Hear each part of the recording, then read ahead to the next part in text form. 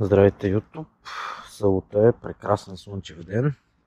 Англия е под карантина, локдаун.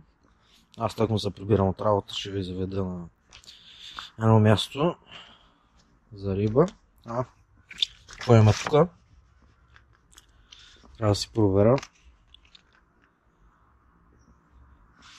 Имам пратка, трябва да си проверя някъде, че е оставена тук.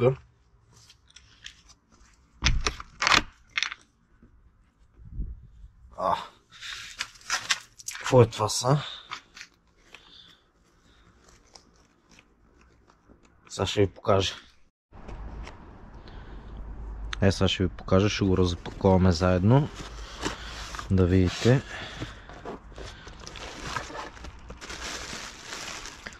„15 метра въже, ръкавици и тук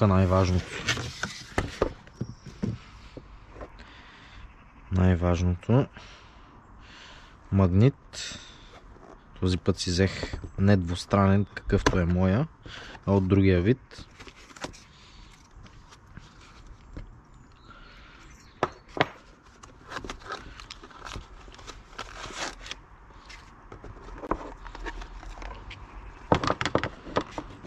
Доста тежи. На пратката пише 1,8 кг.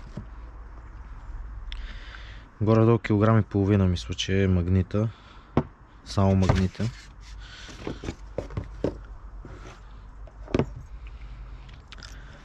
И нека се залавяме за действие.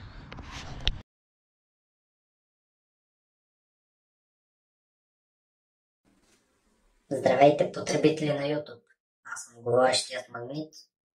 Ако ви харесва каналът Magnet Hunter, се абонирайте и натиснете камбанката да не изпускате. Каналът е насочен именно към Magnet Fishing и създаването на голяма група за Magnet Fishing в България.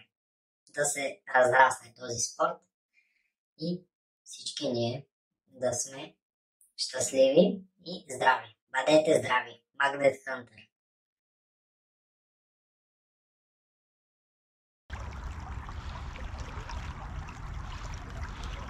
Може да е от течението просто. Не е от течението.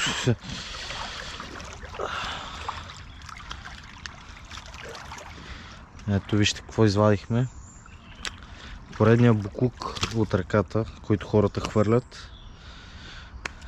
Дори тук в Обединеното кралство, както виждате, има пазарска количка, каквато вече сме хващали в по-предишни видеа.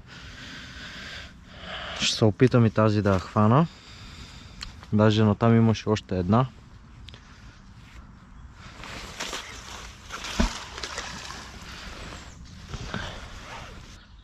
Хване точно както двустранния почвата.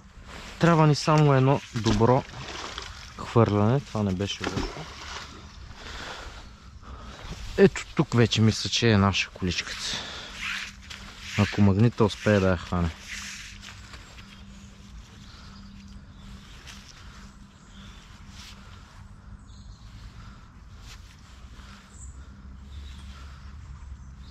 Трябва да я хване за най-здравата и част.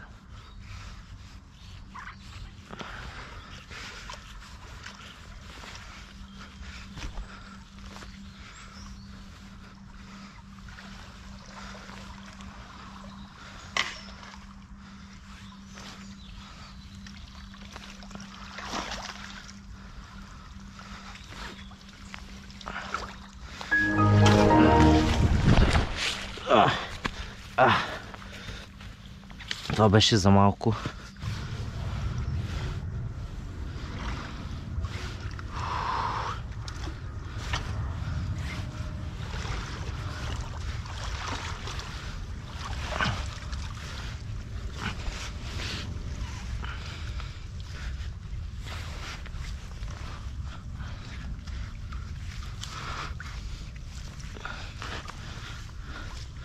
Тук пак се е заклещила някъде и усещам как кръка ми се хлъзга и ще се озова във водата.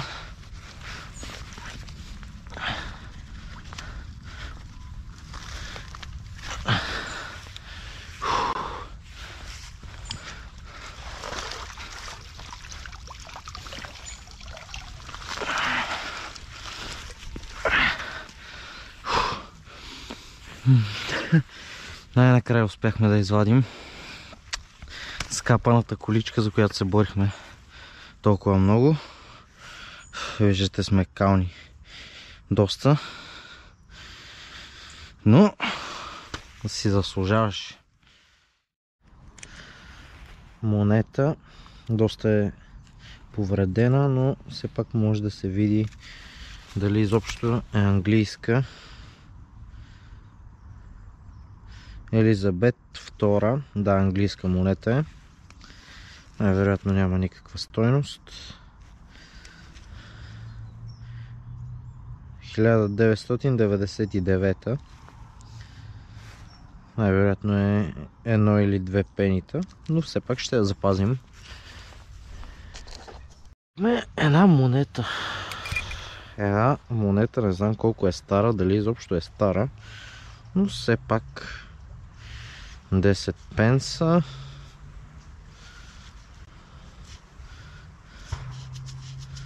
Много са кални, въобще не мога да ги преценя.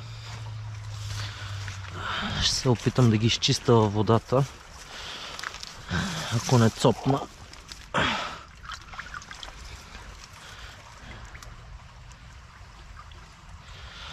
$92. Просто 10 пенса за една находка. Вече сме 12 пенса нагоре.